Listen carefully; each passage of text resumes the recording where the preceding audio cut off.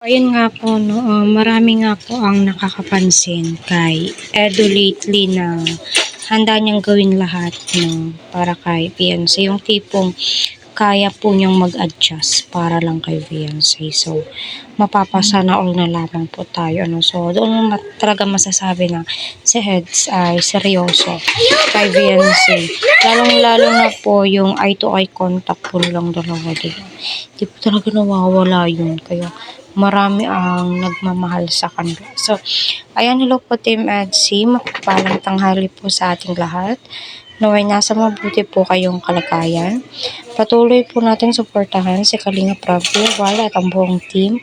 Huwag po natin skip ang kanilang ads para sa ganun nga po ay marami pa pong kababayan po natin ang kanilang balingap and syempre ang kanilang matulungan. Ano? So, yung tipong request po natin noon ay sana si Eds at saka si Beyonce ay magkasamang mag-TikTok.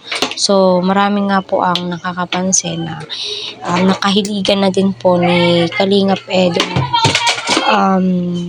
Nakahiligan niya na pong mag-TikTok. O, diba?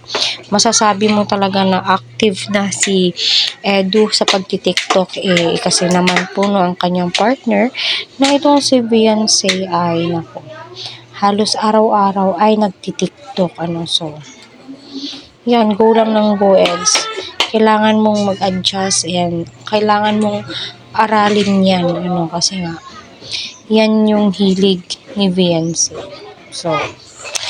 So, dyan mo masasabi na compatible po talaga silang dalawa, di ba? Sana all na lamang po talaga tayo sa Team EDSI, di ba? So, yun, patuloy po natin silang suportahan, tagkilikin ang kanilang video at dalangin na soon sila ay magkatuluyan.